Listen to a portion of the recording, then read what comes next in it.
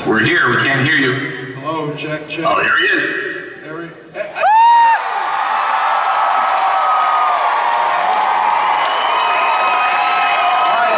No, they're going crazy. Hey, if you guys are annoyed or disappointed that I'm not there, just imagine how I feel. I've been looking forward to attending what I think is one of the great cons of all time. wow.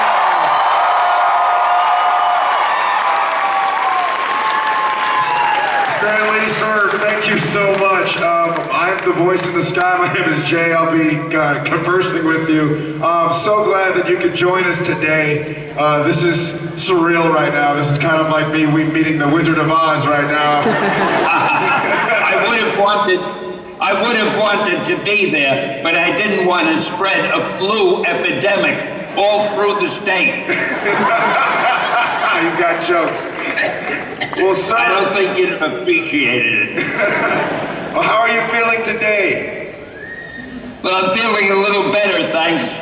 In fact, there's always something good that comes of something bad. I got the name and the idea for a new supervillain, and I can't wait to create him. The fiendish Mr. Flu. Mr. Flu. All right, well, what? All he does is make people sick. There's no way to beat him. But I'll find a way, don't worry. Well, sir, I've got some great people here that want to ask you some questions. But first off, can we get a camera shot? We had Legos. We have a Lego design of you that we wanted to show you. Can we get that on the screen? Can you see that? Is that showing? Confirmation? Hello, can you see it, sir? In a second. There you go. Yeah. There it is. They have a Lego image of you, Stan. That's you. It doesn't look enough like Clark Gable. But it's really good. I love it. Well, look, glad you enjoyed it. I have this young lady that has a question for you, so I'll turn it over to her. Okay. Hi, Stan. My name is Natasha. First, I'd just like to say that your comic books really made a change to me in high school. Made a change to me in while I was in high school. One that really meant a lot to me was Spider-Man. And I know that you had said you liked Andrew Garfield. So how do you feel about Tom Holland taking over Spider-Man? I think he's going to be just great. Wait till you see him.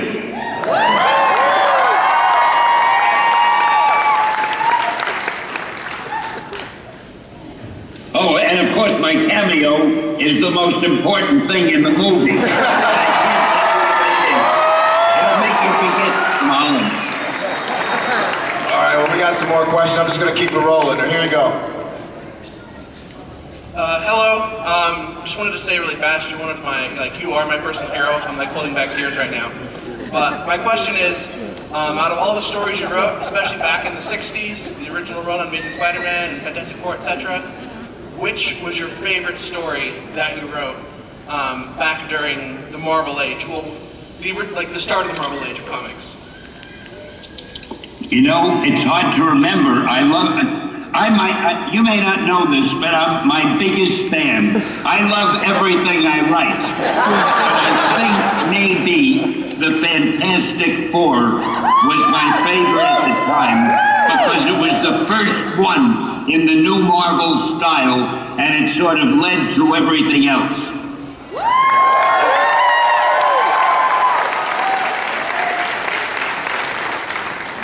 Hello, Mr. Lee.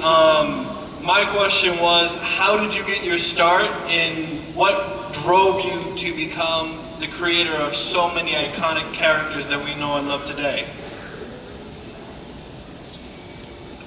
How did I get my start? And what?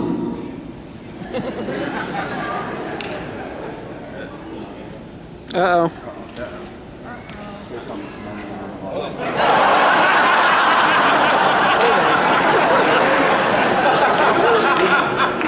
just saw myself. Boy, I look great. Well, of course, you're my biggest fan. I would think so.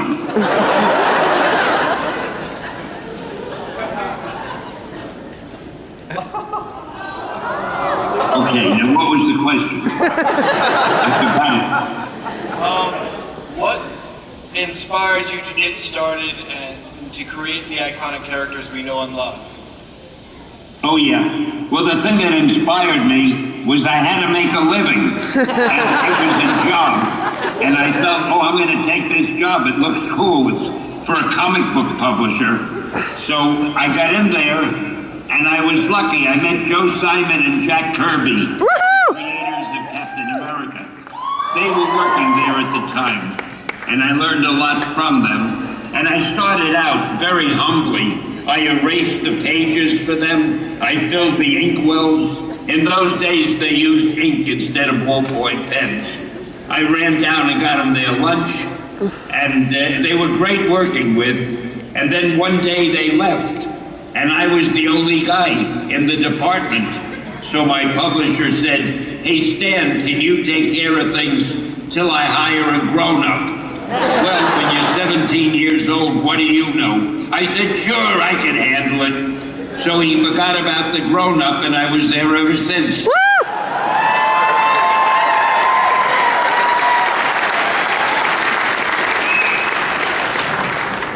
Hi, Stan. My question is, Hi. you've worked with so many legends like Jack Kirby and John Romita Sr., Steve Ditko. What was it like working with them? Oh, it was wonderful. When you work with talented people, everything that you give them, they make better than what you gave them. Any story that I gave them, they would add so many little elements of their own that the story turned out even better. I can't tell you how great it is working with very talented guys.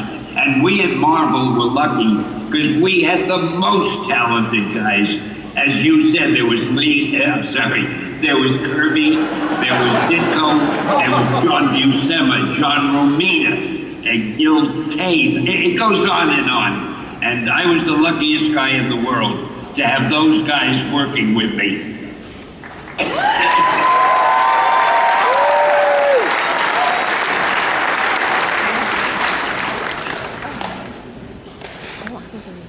How did you get your comic so famous? So that I could know how to be able to try to do that.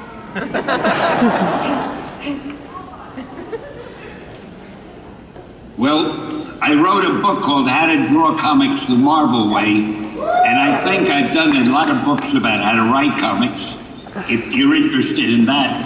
I don't really know what to tell people. It has to mostly be inside of you.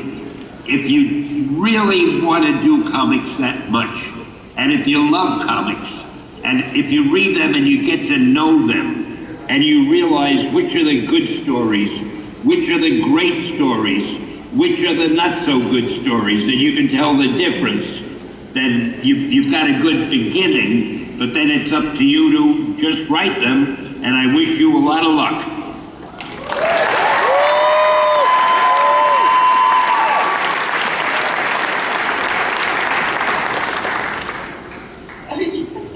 Hello, Mr. Lee. My name is Kevin. I was wondering, when you were doing your work, did you do anything to specifically compete with DC Comics?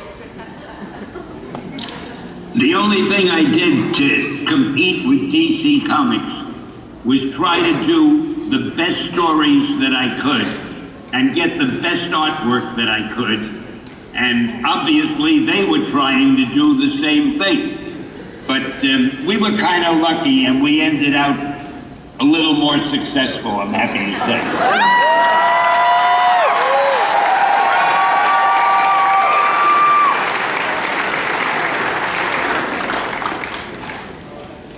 Hello, Mr. Lee. It's an honor being Hi. talking to you. And I was just wondering, what was your inspiration for Carnage?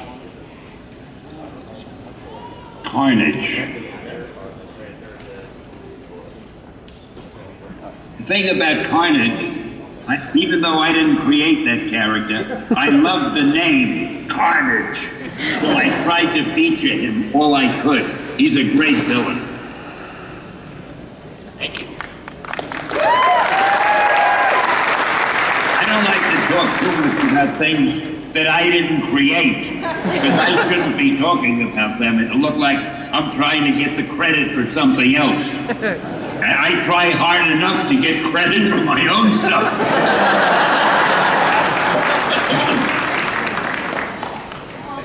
What was your inspiration for Deadpool?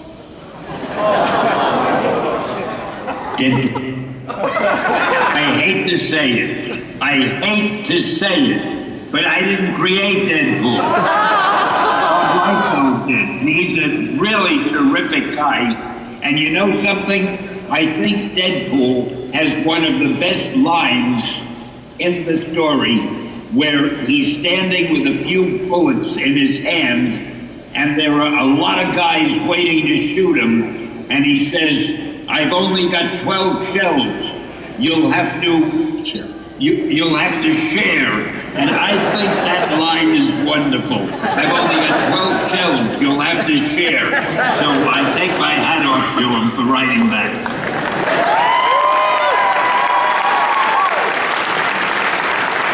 And if anybody asks how I created Superman, I'm leaving.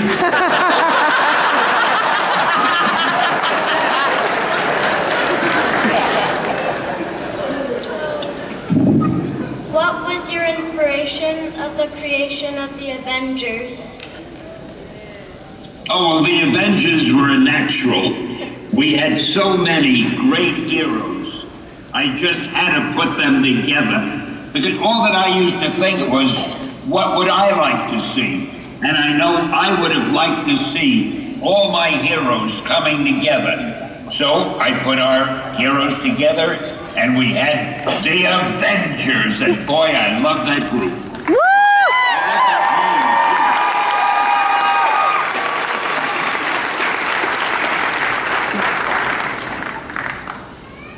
Hi, Jubilee here. My question is, was it intentional to give your Marvel characters everyday human-like situations? Absolutely. What I wanted to do was make my superheroes as believable as possible. And I wanted the reader to know, where do they live? What do they do when they're not chasing villains? Who are their girlfriends or boyfriends? I tried to write these as if I was writing a novel, but it just happened that our heroes had superpowers.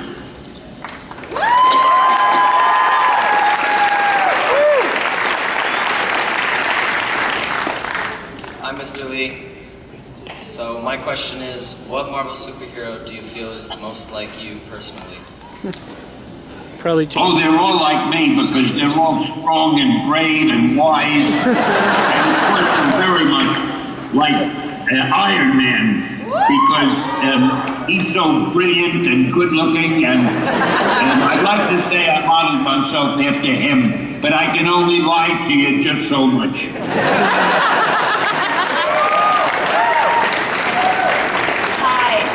If you could spend a day with one of your characters, who would it be and what would you do? Well, if my wife wasn't looking, it would probably be Gwen or MJ. But if she's looking, it would probably be, I don't know, Peter Parker. Out of all of the cameos that you've been doing, what's been your favorite so far? Oh, my favorite cameo was the one I did for the Thor movie, where Thor offers me a drink. Or rather, I want a drink that he's drinking, and he says it would be too strong for me. Yes. But I ask him for it anyway, and in the next scene, they're carrying me out. And the reason that's my favorite, the reason it's my favorite, it's the only cameo I ever did that's 2 scenes.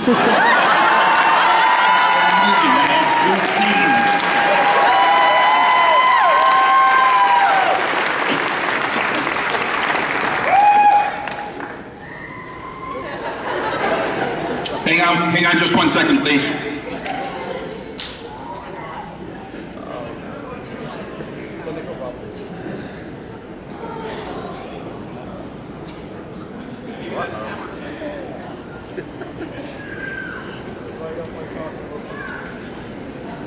Can you guys hear us? I can't hear you. Can you say something?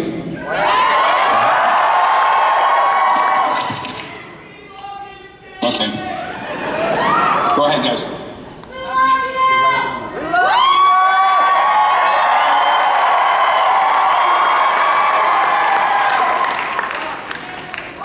Hi, I'm Grace. I'd like to ask you, what was it like to host Stanley's Superhumans? Like meeting real people with like actual superpowers? I loved it. I loved doing that show. And I thought it was a great show. To tell you the truth, I was always surprised it didn't become more of a hit. I think people didn't know about it, because I can't picture anybody not tuning in if they knew. And well, as you can tell, I was very fond of that show. We have a new television show now at Marvel called, no, not at Marvel, at BMI.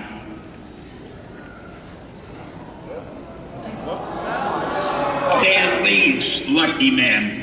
It's a big hit in Europe, and it'll be coming to America pretty soon. So you watch for it. Stan Lee's Lucky Man. I think you'll enjoy it.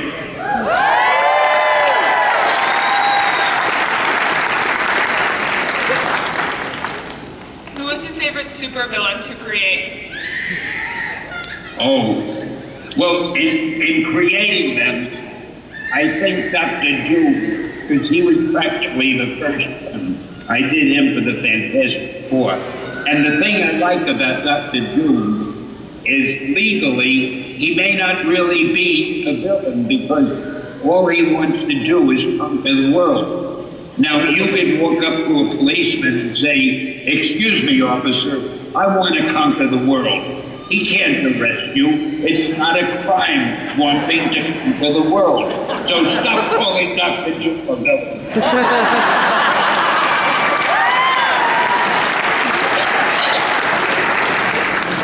Two more questions, guys.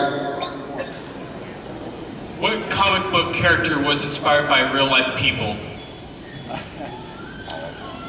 Well, all of them and none of them. Actually, every character I did, I guess some of the things I think about real people, I put into it. But mostly I was trying to create original characters that nobody had seen before. And I hope that I succeeded.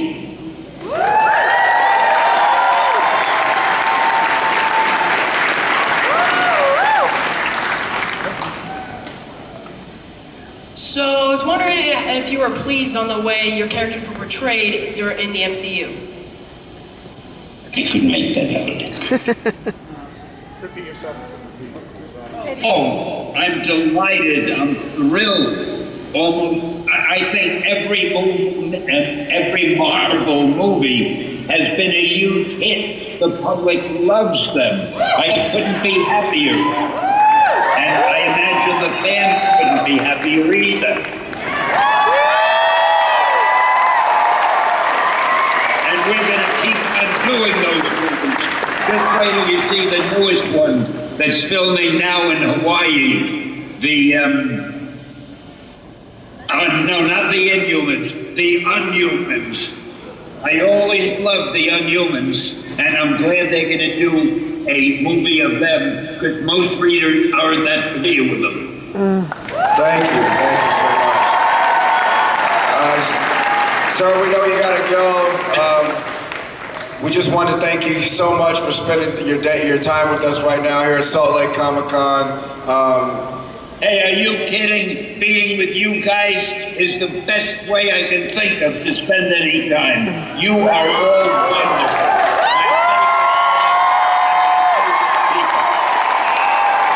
Well, thank you so much, Dan. We hope you get better, hope you get well. Hope to see you back out here in September. We need you in more cameos.